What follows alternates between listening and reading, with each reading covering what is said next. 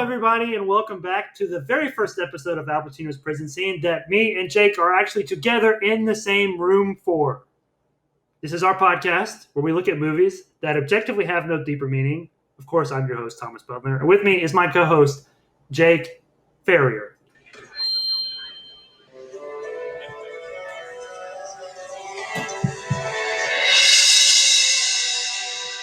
The solo es coñola, se cante un mexicana parole. Si no te metido de solo de quienes no siento bienestre.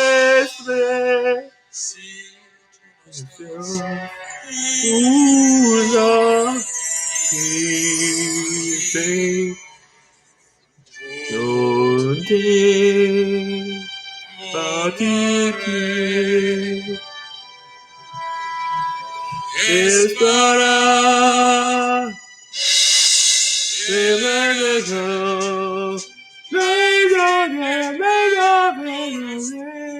you going to do the whole thing?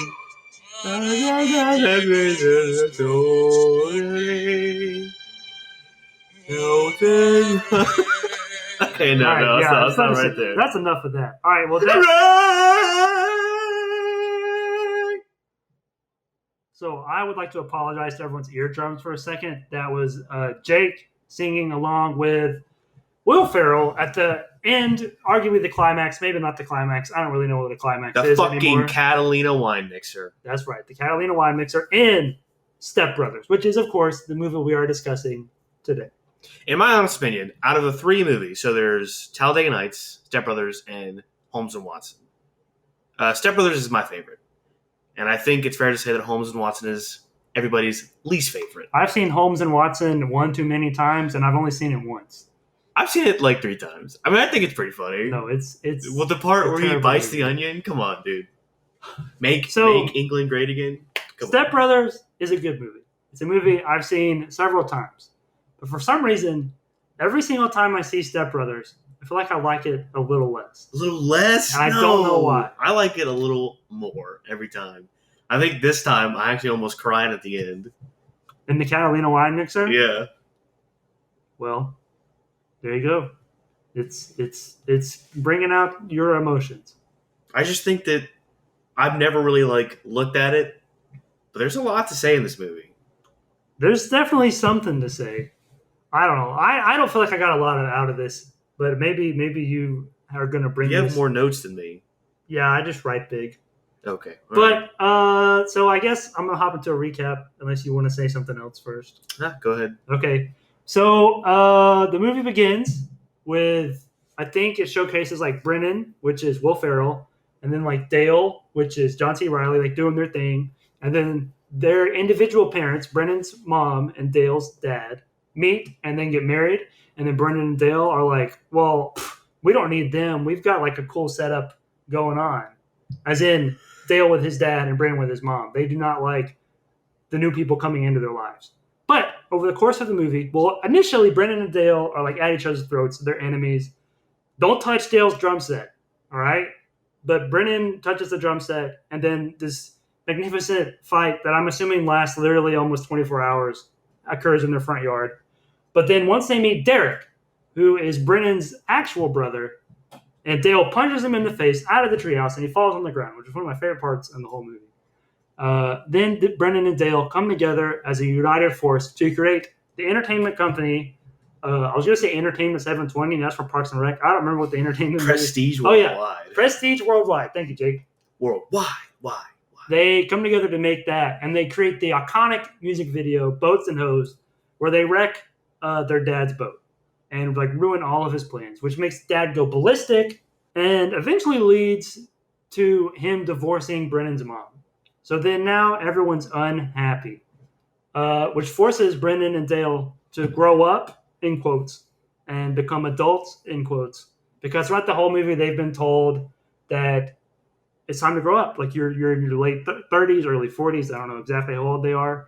Your younger brother Derek is way more successful than you. He's always been more successful than you, and it seems like he always will be more successful than you.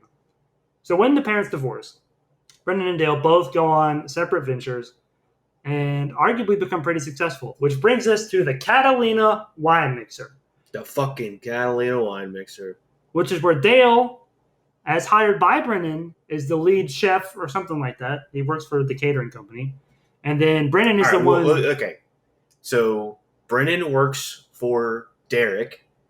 Right. Derek gave Brennan the Catalina wine mixer. Brennan hired Dale's catering service. Right. All right. So then Brennan runs the Catalina wine mixer. And they hired this band, which is like a Billy Joel tribute band. Strictly 80s Joel. Strictly 80s Joel. That's very important. And some guy keeps requesting some song that is not 80s Joel. And so the lead singer of Uptown Girl goes ballistic. I think that's the second or third time I've said that word in the last minute. And he gets kicked out. And then Dale's dad is like, all right, so boys, I know I've been hard on you this whole time, but when I was a kid, I wanted to be a dinosaur. And my dad was like, you can't be a dinosaur. And then I was like, whatever, I'll just become a doctor for a little bit, and then I'll be a dinosaur, which is totally impractical, by the way. You can't grow up to be a dinosaur, as pointed out by Dale. But then he forgot how to be a dinosaur. And so he tells him, he says, Dale, Brennan, never lose your dinosaur. And then they go on stage and do the thing that Jake reenacted at the beginning of the episode. Boats and hoes. And then, I think this is right after the credits start, then they go and beat up all the little kids And they come down in a helicopter. Made them lick dog poop earlier in the movie.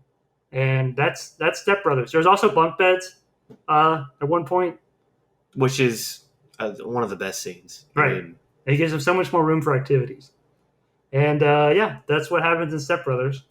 What a fantastic recap. There's a lot of small things that happen, a lot of details that are hilarious. If you haven't watched it, why are you listening to this episode? Go watch it and then come back and listen to it. But to start out, what do you think this movie's about? Well, so there's two very prominent things that happen at the end that I think is what the movie revolves around. And there's number one, the lose your dinosaur, or never lose your dinosaur. Excuse me. You ripped your page. I did just rip my page. And there's also a song that plays close to the end, which I'll talk about later, that was actually written for the movie, and I didn't know that until I was looking into it. But so there's the lose your dinosaur thing, and then there's the theme of being, in air quotes, adults, which Brennan and Dale are arguably not, in air quotes, adults.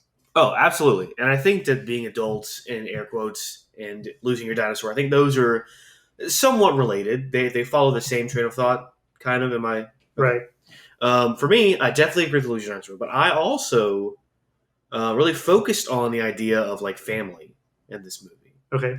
And the duality of the functional dysfunctionality. Does that make sense? Yeah. And we see that really with Nancy, Robert, Dale, and Brennan. They are definitely unarguably dysfunctional. Is Nancy the mom? Nancy's the mom. Okay. And Robert is the dad. But Derek's family, they seem, the first scene we see them, they're driving in their, Range Rover? I don't know, but I love that scene. And they're singing Sweet Child of Mine in this acapella type thing. And it seems, initially it seems like they're extremely functional. He's got a great job, they're dressed well, their kids are behaved, but then we soon see that, even though they function well, they're not happy. Right. Derek goes ballistic. This is going to be my word of the episode. Every time I say ballistic, take a shot. You're going to be in a coma by the end. But so in that scene, they're singing Sweet Child of Mine in the acapella thing. And then the wife, played by Catherine Hahn, sings her part. And it's just god awful, according to Derek. Paying $1,200 for voice lessons. And then he goes out on, he's like, I can sing high, I can sing low, and then they swerve into the other lane and everybody freaks out. Right, he's a showboat. Absolutely. And we see that even though Derek is made, he was like I made $70K last year selling helicopters. He's not happy. Well, he may be happy, but his family life is not happy. Whereas we see, Nancy, Robert, Dale, Brennan, and even though they fight a lot, they seem to be more happy than Derek. Right. And I would say this theme of functional dysfunction or dysfunctional function, whatever you said, is an accurate portrayal of like regular family life. Oh, Like, absolutely. Whether you love your family or not, which you should love your family. After this episode, call your mom, tell her you love her, ask her how her day was. Also, your dad and your siblings. No, your mom's more important. Oh, but, so only call your mom. Yeah, don't call. You can tell your mom to tell the rest of your family that I love them. Don't call the rest of your family. But this is something that we discussed in our episode on Mom and Dad, which obviously that movie showcases a much more dysfunctional family because, murder. Right. But the dysfunction is definitely present here as well. Yeah. Well, I want to, before the movie even starts, before we see a frame of the actual movie, a quote pops up. And it's families. George Bush. Yeah. Actual quote from George Bush. Families is where our nation finds hope, where wings take dream. Yep. And I said that right. That's the quote. But obviously this is a comedy. But I think there's a lot of there's meaning here. Because, I mean, when we think about, the early, we can go back to the 1800s, but really the early 1900s when our country really started to become a powerhouse of the world, there was this kind of idealism for a nuclear family.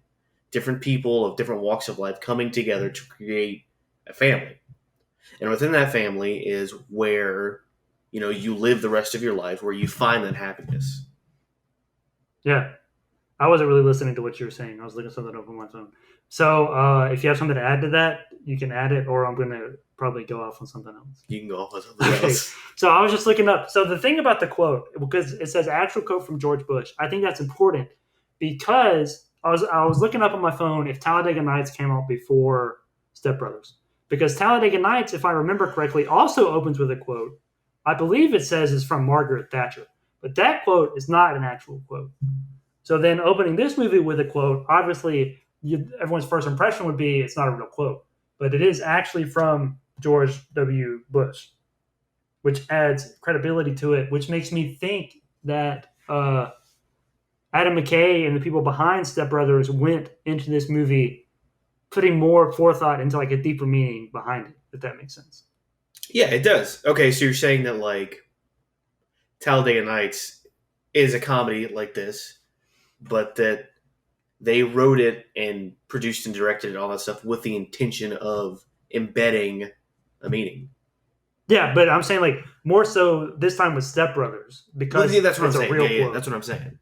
So when did this movie come out? 2008, and then no.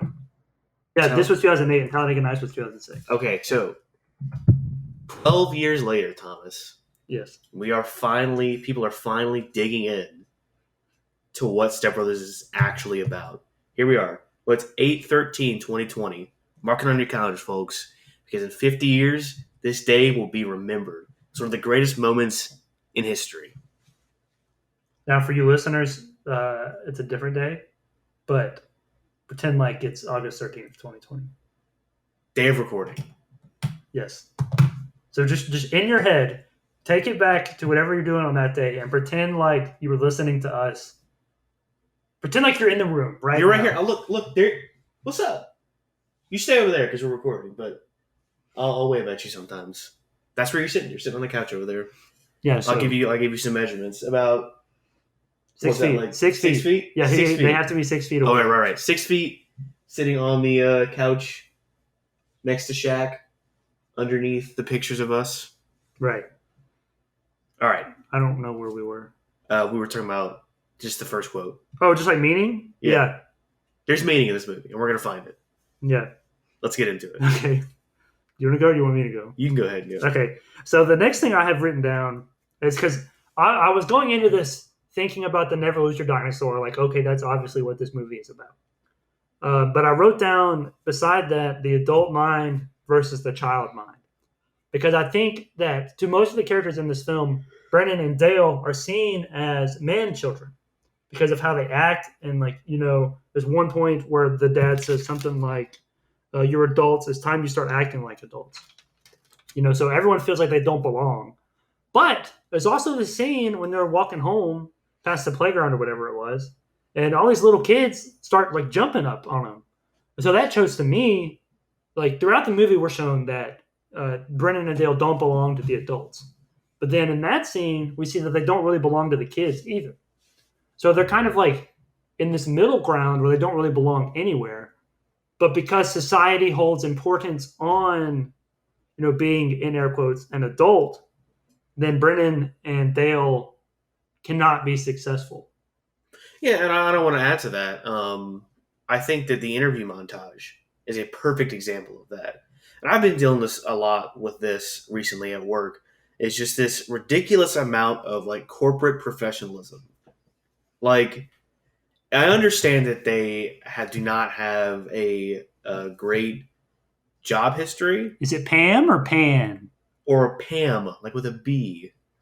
And they're wearing tuxedos and they're doing this dual interview, and it's an exaggerated sense of like a real interview. And the amount of like I work at Office Depot, and we have to wear uniforms and stuff, and it's Corona time, so we have to wear masks. And they just gave me a Office Depot mask. Brand synergy. And like, why not? Why can't I wear my own mask? Like, what's the problem with that? It's not red. My Ziggy Stardust mask is red. Well, no Ziggy Stardust in Office Depot. Well, you know what? Screw Office Depot then. Office Depot, you didn't hear Jake say that. He loves working for you. But like, yeah, like, and the one with Seth Rogen where he farts, like that's hilarious. And like, I feel like in his defense though, he thought it was going to be silent. He thought it was going to be silent, and you know what? Exactly. And like that's the thing. Like, it was a fart. What does that have to do with like his ability to work at like what was it, like Dick's or something? I don't know. At like a sporting goods store. One of the jobs was to be a janitor, but that was in the Seth Rogen one. Oh no, I think it was the Pam one. Yeah, but yeah, he farted, and he was like, "Oh, you know what? I'm not going to hire you for that," which is stupid. All right, everybody. It was like you said. He thought it was going to be silent. Everybody farts, okay? Except, I don't fart. Well, you okay? And if you've seen the interview, Kim Jong Un doesn't fart either. Thank you for stealing my thunder. I was just about to bring that up. All right, let's rewind. No. Okay. Well, but yeah, and like the Pam thing. All right, there was annoying, but like I don't know, just and they're wearing tuxedos, sure, but everything around that is just like they never really mention their like work ethic or anything. It's always just like, what have you done in this exact instance that I don't like? Therefore, I'm not going to hire you. Right. And I would say, even beyond the job interviews, that's kind of how Brennan and Dale look at life. Because, there's the whole thing with the drum set. And because it was happening in that instant is what made Dale so mad, Like it happened that day. If it was something that had happened several years earlier, it might not have been as bad. But they specifically are very like in the moment. They don't seem to think ahead or think behind. It's just whatever's happening now is all that is happening. Well, and maybe that's the point they're trying to making about adulthood is that like as adults you get so caught up in, okay, what about tomorrow? And I have this quote that I say when I'm with friends, another group of friends, and I think I say, don't let future demise ruin present enjoyment. So like if we want to go see a movie, AMC's opening August 27th, by the way. Did you see that? Nope. Well, they are. I'll be going. If I want to go see a movie, if I want to go see Tenet and it's coming out, and I only have $15 in my bank account, I only got $15, and the ticket costs $11, and I need gas. Well, you know what I'm going to do? I'm going to go see that movie because I want to. And you know what? A few days later when I need gas, I only got $4, I'm going to be hurting, but I'm going to remember seeing Tenet. It's going to be a good memory, and it's going to be worth it. Not if nobody blows up. I have a feeling that every movie... I feel like Nolan has a good reputation for blowing things up. Yeah, I mean, let's I don't think anybody blows up in Memento. I was about to say that. I haven't seen Doodlebug, so I don't know about that. I But don't see, know that's early Nolan. That doesn't count. But so like that is a philosophy that you can have. You're allowed to believe that, and it is something that I think this movie is kind of trying to preach. I'm going to go into the song that I was talking about earlier that plays close to the end of the movie. It had this. It's during the scene where it's like a montage of Brennan and Dale trying to learn how to be adults. And he gets the toilet paper and he walks out and he wipes his triumphantly. butt with the like mat. Yeah, And then Dale's at work with the Chewbacca mask on, and he takes it off. But this is pretty much right after their parents got divorced, so they're forced to live their own lives as adults. And the song, it was written for the movie, and the lyrics go like this. It's only like a minute long, so I'm just gonna read the whole thing. Tired of all the back and forth, very tired of feeling tired, of course. At every stage, you got to act your age, so they say, but it doesn't always have to be the way you're told. There's a million ways to go without growing cold. There's always a different beauty to behold. Can't always live it up to fate. Don't you know you shouldn't always wait? So there's a few things to unpack in that, but the last line I think applies to what you're kind of saying, Jake. Don't you know you shouldn't always wait? Like now is now, and then is then. It's kind of like one of my favorite quotes from Kung Fu Panda. Yesterday is history, tomorrow is a mystery, but today is a gift. that is why they call it a present. So you got to do everything you can to make the best of now without worrying about the grievances of yesterday or tomorrow. I absolutely agree, and I think let's take a look at the beginning there. And I think that's really poignant. Is tired of all the back and forth. Let me look at it. Tired of the back and forth. Very tired of feeling tired. Of course, at every stage you got to act your age. So they say. And yeah, absolutely. You lose if you do that all the time. You're definitely gonna lose your dinosaur, because being a kid and retaining your childhood like that is not like riding a bike, because you can very easily lose a hold of the goodness. And I think that's why nostalgia is such a powerful like feeling, is that because it reminds you of like the simpler times where you didn't have any worries. And if you're always focusing on acting your age, keeping up appearances, you are going to be tired all the time, because that is a drain on your mental health. And sometimes you just gotta rewind, relax, and be a dinosaur. It's so I have a younger brother. And We both do. Do you have two or just one? I just have one. Okay. And he always tells me, because he's always doing things that he shouldn't be doing and getting into trouble. But so they say. But what he says is, which he's in high school, so you don't have to. This is a high schooler's opinion, so take it with a grain of salt. Well, we're in college. College is the big leagues, buddy. But so my brother's in high school, and he says, "What's the point of living if you're not having fun?" dude, amen to that. So like that's his philosophy, and so that is not a bad philosophy to have, I don't think. But at the same time, there will be moments where you have to set aside wanting to have fun because there are things you need to do. Like Jake was saying about the movie and gas. You need gas to get around, and you need money to do things. And to have money, you have to have a job. So there are responsibilities that you will have to have the older you get. However, where I think most people go wrong, and like Brennan's dad went wrong, is they dedicate all of their time to what they need to do and don't think about what they want to do. Does that make sense? Oh yeah, absolutely. So like Jake, like I just said, Jake and I are in college, and we're studying cinematic arts because we want to make movies. Woo, yeah. Well, I want to make movies. I'm up in the air. But, so we have all these college classes that we have to go to. But the thing about college is, to me, it's kind of like limbo between... Let me stop right there. Last night we were playing Duck Game. It was me, Angel, and Lucas, and she was trying to say limbo, but she said lingo. Same thing.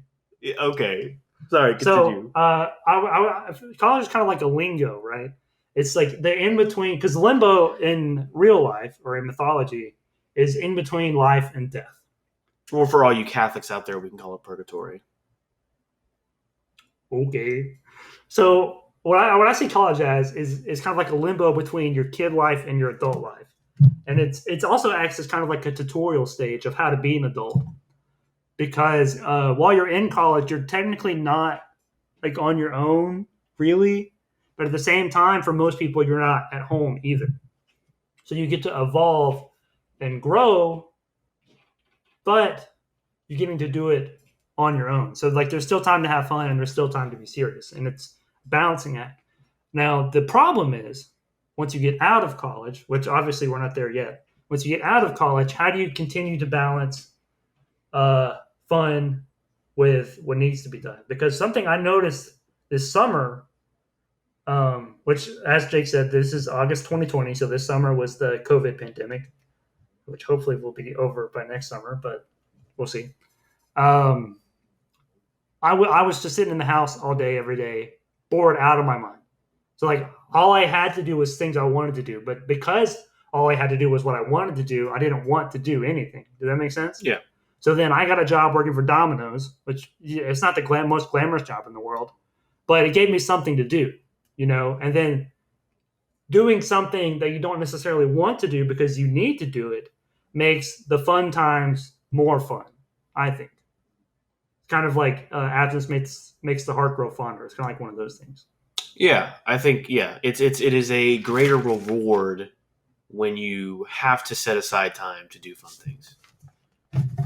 So all that is to say, for the majority of stepbrothers, Dale and Brennan are just having fun. Yeah, they exist in these extremes. At one point, we have them doing whatever they want, and then they are forced into doing things that they don't want to do. But we do see this kind of gradual progression through that montage what the song is playing, where they kind of are leaning into and accepting the position that they're in. And then we see at the Catalina wine mixer that they are very kind of rigid and not really themselves.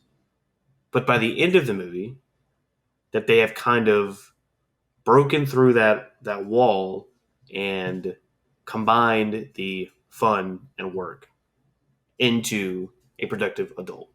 Right. No, I definitely agree with that. I feel like Brennan and Dale both were not, for lack of a better word, were not like real people until they were forced to get jobs during that montage. And then by the end, they can be like a fully fledged person because now they have both halves dynamically. They're not all one or the other. And I think another character that showcases this is Derek because he is very much the polar opposite of Dale and Brennan. He's all business and no fun, as showcased very prominently in the car ride where his family's singing a cappella. What that should just be like a fun family moment overall singing together. He's like, no, it has to be perfect or it's wrong. You get what I'm saying? Oh, yeah. And that's even, I think, showcased in outfits. Derek is, throughout the movie, I'm pretty sure he's always wearing a black suit. Yes. Which makes him present as very serious, but also very boring. And Brennan and Dale are wearing I think just regular t-shirts and jeans for most of the movie. But they also do things like put on night goggles, which I wrote down this quote where Brennan says, "Can you imagine if we had these when we were 12?" And then Dale says, "Even better, we got them when we're 40." So that kind of mindset is something that I think people maybe should not go to the extent that Dale and Brennan do, but this dinosaur mindset of childlike wonder is something that I think a lot of people should try to instill back in their lives to a certain degree. What year did... All right, stall for a second. I'm looking up something. Okay, Dick's going to look something up, so I'm going to talk a little bit about... Okay, all right, I got it. Okay, never mind. Okay, so they might have drawn a little bit of inspiration, now that I'm thinking about it, and this is maybe not, from Tim Allen's Santa Claus. The Santa Claus. The Santa Claus, as with well an E on as... the end. Yes, it's a legal clause. With... Wait. The clause has an E on the end because it's a Santa Claus like a contract. His actual Santa Claus doesn't have an E on the end. Holy crap. Yeah, so my whole life I thought Santa Claus was spelled like that because of that movie, but it's because of the legal term clause. All right. Well, things I just learned today. Think about it. Think about that. The Santa Claus, and what is it? Big Daddy, Adam Sandler. Sure. Okay. I think it's Is Big it the Daddy. one where he adopts people? Yeah. The one with Cole and or Dylan Sprouse. That one. Yes. So in the Santa Claus, we have the scene where he's giving out all the presents from their childhood. You didn't hear that? From their childhood, and everybody's like, "That's the second one." Well, that's the second one. That's the second Claus. The Santa Claus 2. Because it's he's trying to like get the principal to love him. So because it's like of the tiny letters in the Santa Claus. Sure. She's trying to get Miss Claus. Yeah. He has Mrs. Claus. Right. But everybody's like, well, rock'em sock'em robot. And what's another one? I don't know. They got like some kind of cornhole. Teach him up Barbie doll. Stuff like that. Everybody was like, and that's what we see in the goggles thing. It's like, even better. We have them when we're sad old adults. Now I have something to make me happy. And then in Big Daddy, talking about the transformation from extreme fun to extreme work. We see Dylan and or Cole Sprouse is having fun all the time with Adam Sandler, but like everybody else is like work. But then we learn that you can't just do work. And sometimes you have to take a bath and wear normal clothes. Well, I feel like you mentioned Big Daddy, but I feel like most of the Happy Madison films have that kind of theme. Like, obviously, we've discussed grown-ups on this podcast. But then also you have Billy Madison. Happy Gilmore. Billy Madison, where didn't he like not pass elementary school or something like that? Yeah. So he has to go back and literally be a kid again, which Billy Madison already wasn't like very adult-like. But then you also have Happy Gilmore, where he is an adult, but he's not really like a functioning member of society, I would say. But through golfing, he learns how to be somehow. It's all par for the course. It's all about anger management.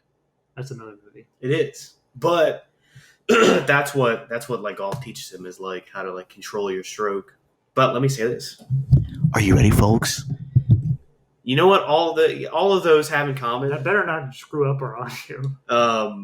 All of these are kind of steps of self-discovery. Brothers. Oh. Self-discovery. And there you go. That's what this movie's about. It's about finding the medium within yourself to have fun and play. Or fun and work. Do you have anything else about that? About dinosaur? Not about the dinosaur, but I do want to point out. So as I already said, Brennan and Dale are not quote adults, but Dale is actually pretty learned, I think. There's a line in the movie where the dad mentions that Brennan dropped out his junior year of college, either meaning A, he completed 3 years of college. That's where we are right now, Thomas. I know. Either A, he completed 3 years of college, or he dropped out during his junior year. Either way, most people probably see that as giving up. But he still made it at least 2.5 years into college. So he was learning something that whole time.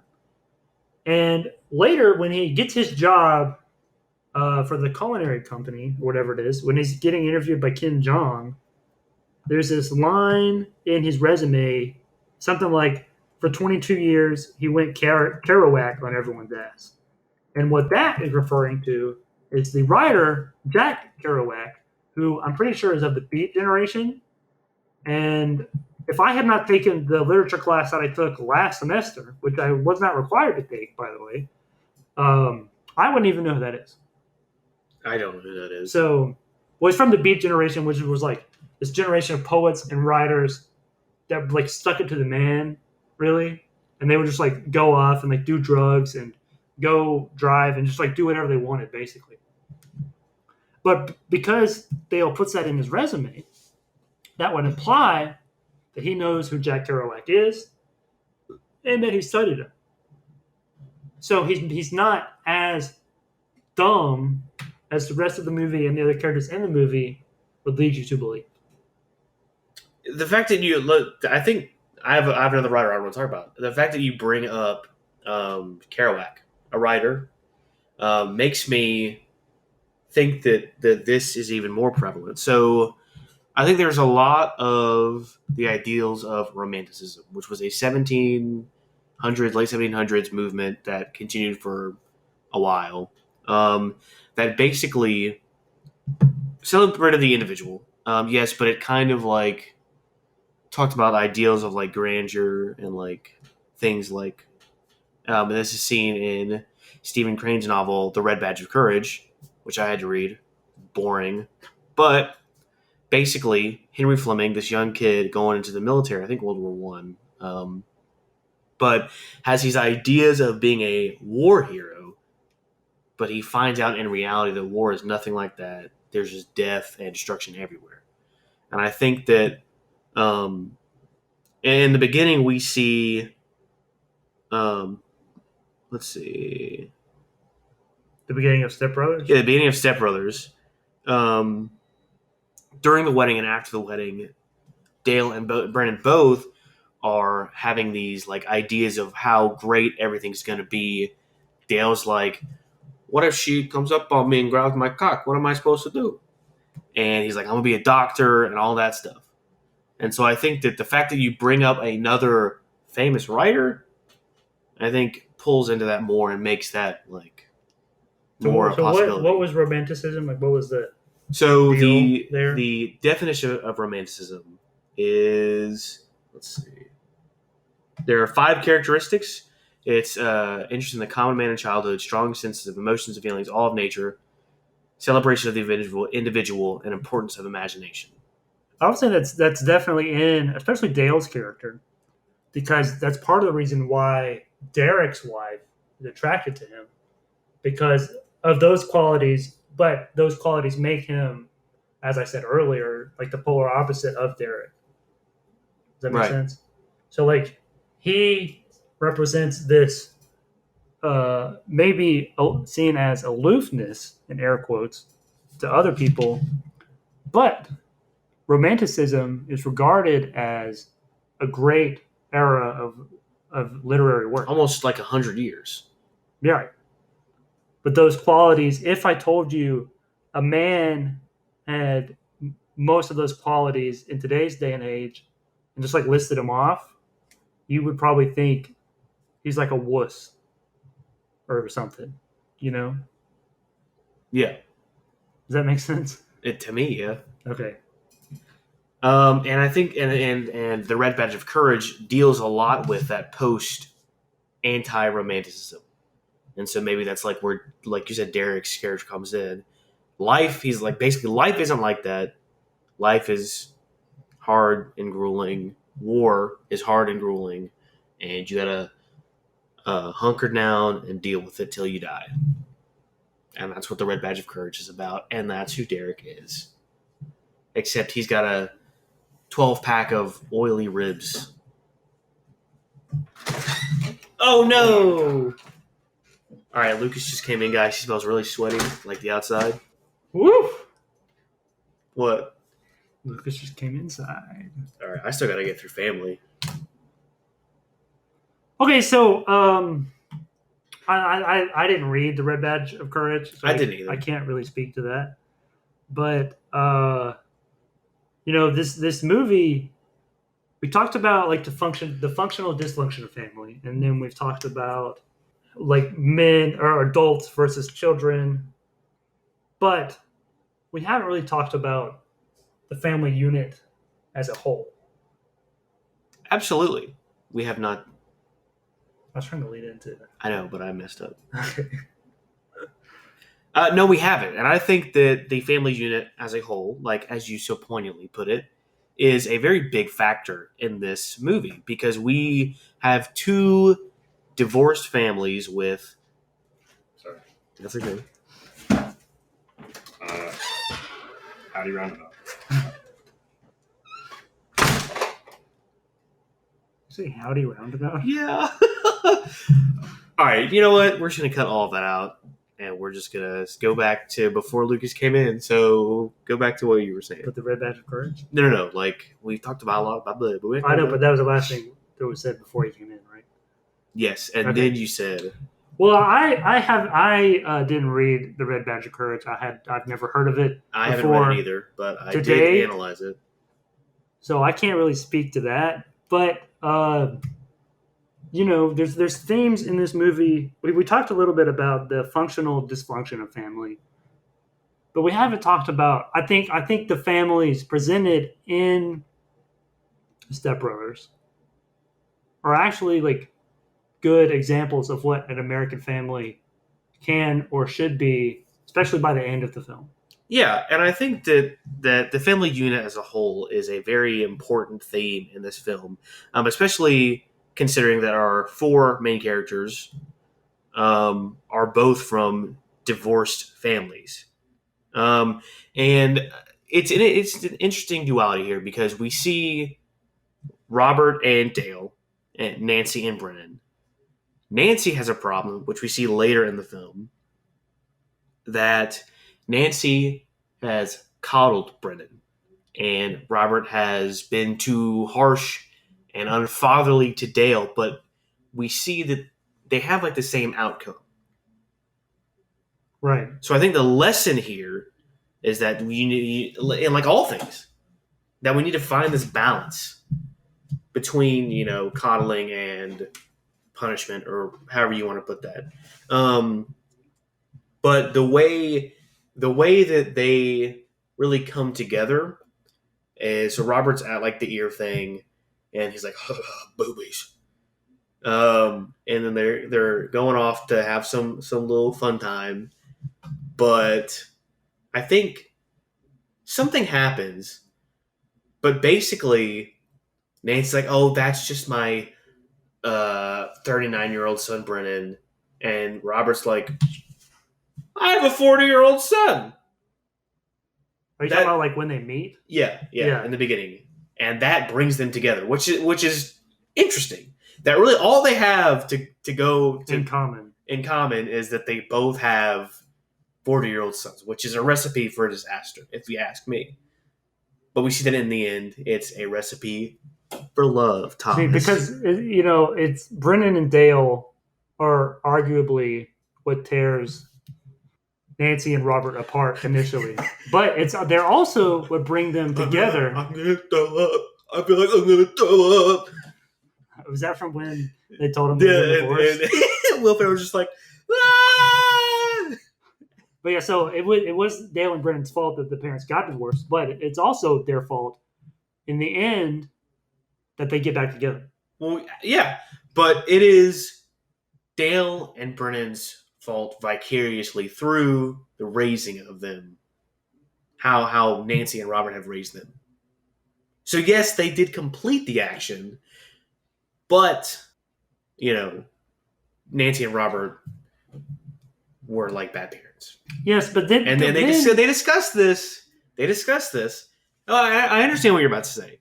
I understand. I think I may, but it's discussed through therapy, and this is actually like a huge like thing in like mental health. Is that like parents have an insane impact on their children, and I don't remember who she's talking to, but Will Ferrell's therapist is like, so when did your parents get divorced? He was like, when they were 15. And 15 is like right smack dab in the middle of puberty. So there are all these hormonal changes. You're in high school. You're starting to look at like girls and stuff and playing video games and like all this stuff that is happening that is just confusing. And then a divorce where your entire life, 15 years of your life, all the entire time you've been alive, you have known mom and dad are together, and all of a sudden they're not.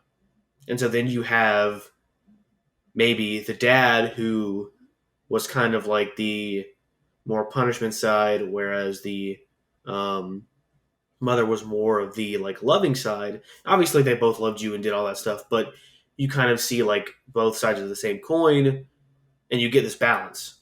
Well, you take away one of those, and it's unbalanced, and you only have this coddling, or in Dale's case, this punishment. And so that creates distress, and you end up with 40-year-old living in your parents' house.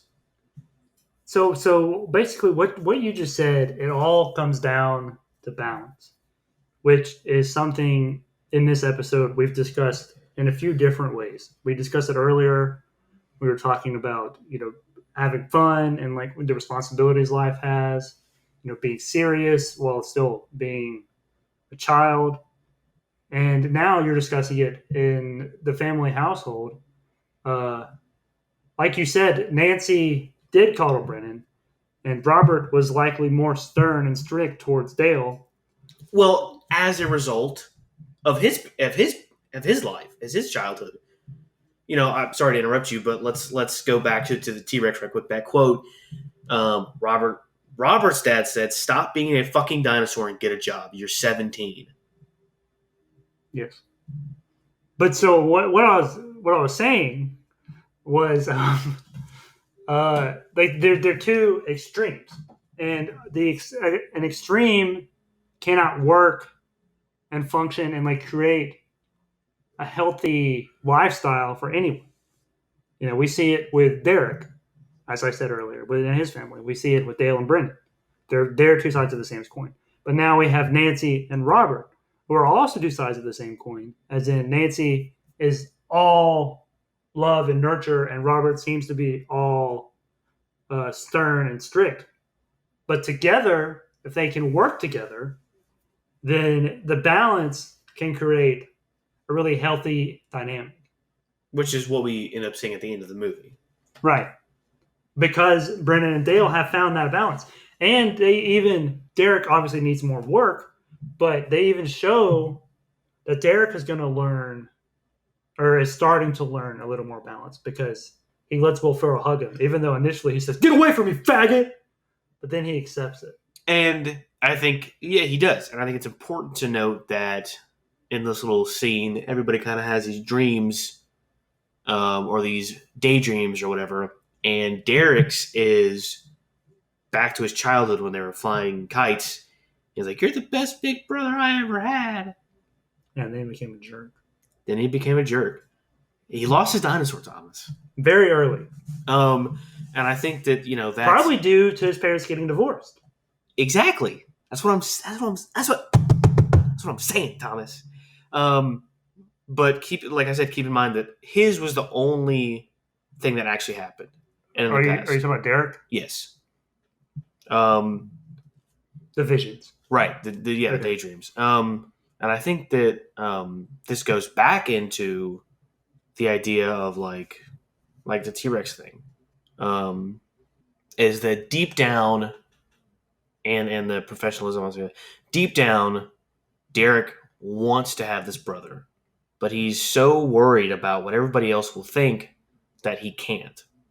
He has to be the tough guy. Right. So what I was going to say earlier, when you said you knew what I was going to say it brings up, it's basically the blame game, and like the concept of blame, because I said Brennan and Dale were at fault for wrecking the marriage. Then you said that really the parents were at fault because of how they raised them, and then the divorce, how that affected the kid. But then you also say that Robert acted the way he did because his dad treated him the way he did.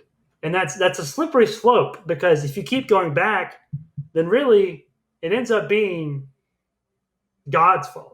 If he's who created, all right, if for all you Catholics out there, we're just spitballing here, okay? If he's who created everybody, then if you like keep going back, it was either God, because he created everybody, including Satan. So then everything good or bad would be his fault. But that's why it's dangerous to like backtrack, and it's important for people. Obviously, these are fictional characters, and Step Brothers is a comedy, and it probably isn't really this deep, but I'm saying it is, so it is. It's the responsibility of everyone to accept the consequences of their own actions, regardless of how they got there. And it's kind of like what I was saying earlier, and what Master Ugle was saying about like you have to live in the now. And when I say live in the now, I don't mean don't think at all about your future or your past. But you can't be beholden or blame the people behind you for what you're doing now. Does that make sense? Like it's always up to you to redeem yourself. And so while I do agree that it is because of the parenting styles that Robert and Nancy chose to impart on their children post divorce is what made them who they are, by the end of the film and through the second divorce or the divorce we see caused by Brennan and Dale, they were forced to reconcile with the fact like that this was their fault and they needed to change if they wanted to be proper functioning members of society. And them accepting that allows Robert and Nancy to accept that, and then allows Derek to accept that he could be more loving. And so it became like this snowball of like, if our two immature man children can become better versions of themselves, then we can become better versions of ourselves too.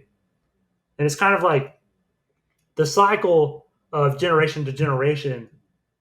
Like you were saying, Robert's dad told him he can't be a dinosaur. So then Robert treated Dale with pretty much no respect at all.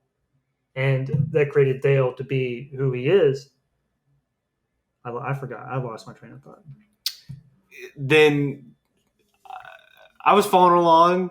I was waiting for you to finish because I have something to add to it. I don't know where you're going with that last part. I think I do. I understand what you're saying. Okay. And I agree. And you have to be accountable for yourself. And there's no denying that. But what I'm saying is that like it's more of like not realizing that your parents have had that impact on you. And when you don't realize that, you can't accept that. Mm-hmm. But through realization, and I think this is where Robert realizes at the end when he's talking about being a dinosaur is that he finally comes to terms with, his relationship with his dad. He finally realizes that like, oh, this has happened. Okay, I need to accept that.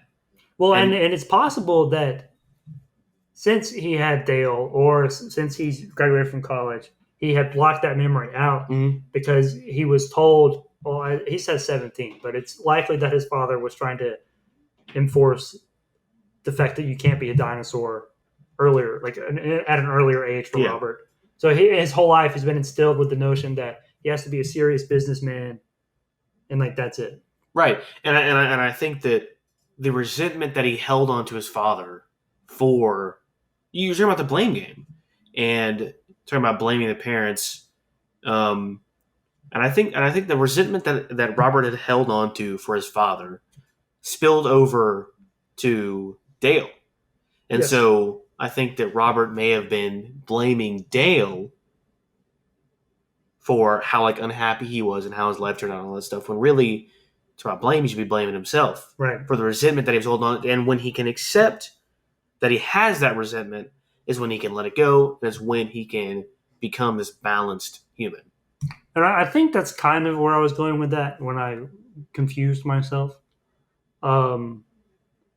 With that, Robert, it takes someone to accept fault for their own actions in order for the cycle of abuse.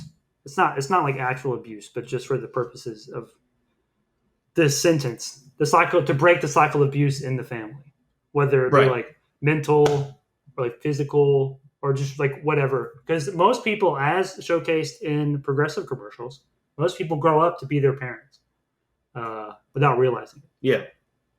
But if you can accept like who you are and your misgivings, then maybe that will be less likely. Well, let me put down a little analogy for you right here. Let's say you have like a cooler or something. A cooler? A cooler. Okay. Or like, let's say a cooler, just like a little cooler, or maybe like a Yeti cooler, not like one of them styrofoam ones. And you sit down, and I stub my toe on it, and I decide to blame you. And I say, that's not fair. Well, exactly. I say it's your fault that the cooler was there and I stubbed my toe.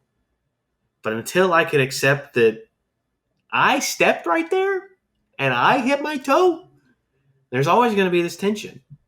So it's my job to accept that I stubbed my toe. You didn't stub my toe. You left the cooler there, but I wasn't paying attention. Unless it was all a trap. Unless it was all a trap. Are you looking to go so you can go eat lunch? Yeah, I was just saying how long we've been going. Oh, okay. Thomas gets free lunch. All right, We're so he's good trying right to get. It's my job to accept that and not blame you for it. Yeah. No, I agree. So I think we've kind of like determined that really this film is about balance. I think, I really like if this movie was a lemon, we've definitely squeezed all the juice out of this lemon and probably got a couple of seeds. Oh out no, we too. haven't. I got a few more. You don't things. think so? I got a little more. All right. What else? So let's talk about Kung Fu Panda. Let's make this lemonade a little more sour. I got a few. So let's talk about Kung Fu Panda again, because in the scene where Oogway transcends, they're at the peach tree again. But is it peaches? I thought it was like cherry blossoms. No, it's peaches. Okay. That's what he's eating. He's like, I see you found the peach tree of heavenly wisdom. It's been a while since I've seen it. I actually watched it the other day. Oh, okay. Yeah. Which DreamWorks? Kung Fu Panda, my favorite DreamWorks movie. Not Shrek? Not Shrek. We'll get into that. But Shifu is in turmoil about how he can make Po the Dragon Warrior. But Shifu's like, or Oogway's like, it's not your job to make him the Dragon Warrior. It's your job to guide him so that Po can find it in himself to be the Dragon Warrior. And that's the secret ingredient, Thomas. Is you. That's why the scroll is a mirror. And that's why there's no secret ingredient in the secret ingredient soup. So Is your Dad's parents... soup? Yeah. Oh, I didn't remember that either. So your parents are there to guide you to become the best that you can be. And sometimes it doesn't work out. But it's up to you to really become the best you can be. So everyone's a peach. And your parents are Shifu. Who's Oogway? That Oogway is Shaq? George Bush. Oh, George Bush? Yeah. Okay. I'll accept that. All right, so I think for the main for like deep things of kind of creating a message and a meaning, I think we're done.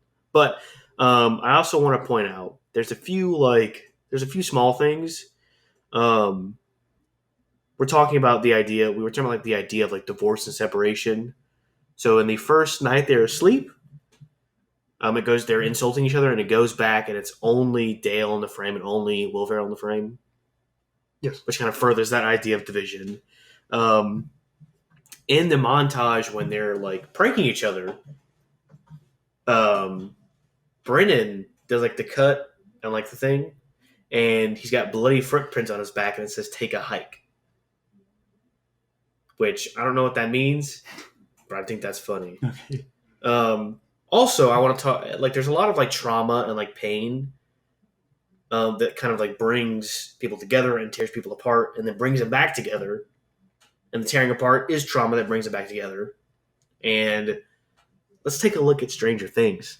Murray Bauman says... That's the crazy guy? That's the crazy guy. That's Bald Eagle. Okay. In season 2... Season 2, when... Slight spoilers for Stranger Things Season 2. Nancy and... Jonathan go to his house, and Murray Bauman's like, you've got chemistry, you've got history, plus the real shit. Shared trauma. Peaches. Which is really what creates like this deep love in a family. Peaches and dysfunction. Okay. The pain that you all share, that you go through. Dysfunctional function, or whatever we said earlier. Functional dysfunctionality. Sure. Creates like this deep, rich, peppery flavor, peachy, peppery flavor in the family. And baby, you got a stew going. You know what that's from? No. That's okay. What is it from? I'm not telling you. What? You'll learn later. Okay. Also, when Dale punches Derek when he's popping up at the tree looking at his oily abs. He says to Dale, Kimo Sabe. Well, Brennan says that to Dale earlier in the movie, too. Oh, which means... Wrong brother. Which, yes, Dale is the wrong brother because he's not actually like his real brother, but also wrong brother as in not the brother that I ideally want. I think... Let's see. The dog poop is white. That's probably a metaphor for something. Dog poop is white. You're right about that. The last thing I want to say.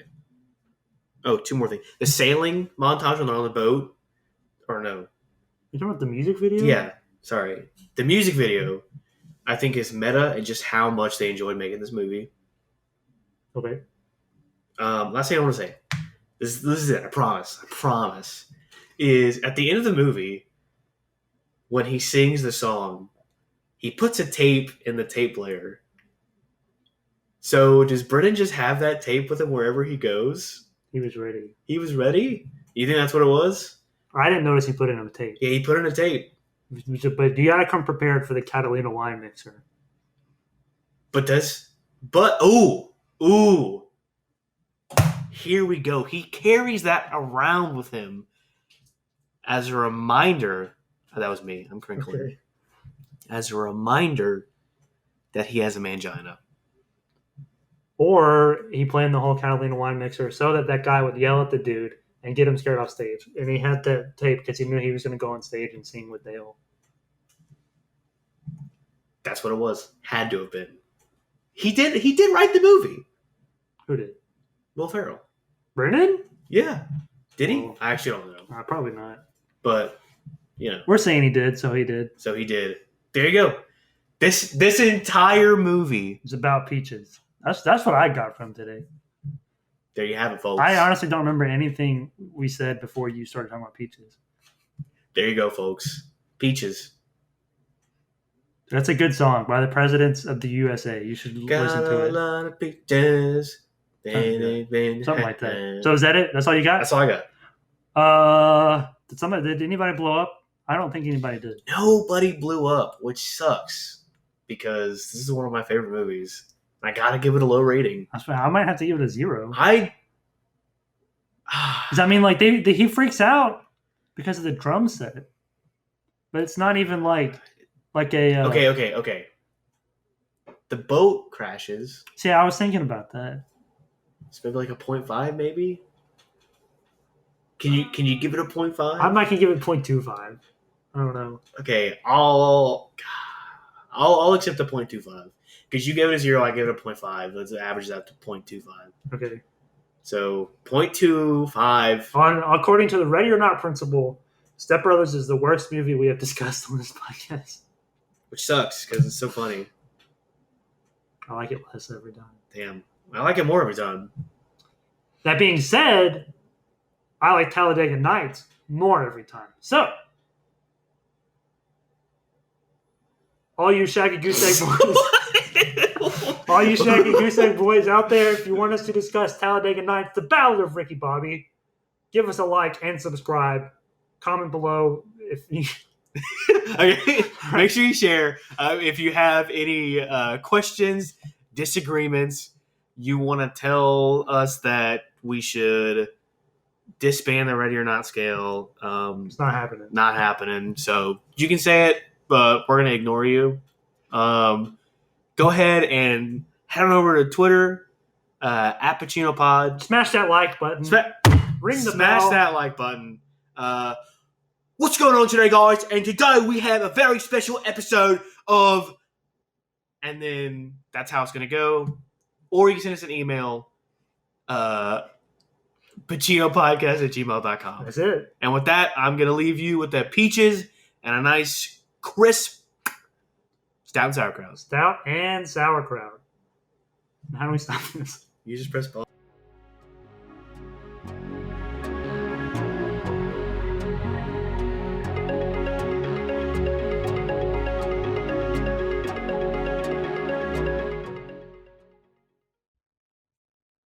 ba ba.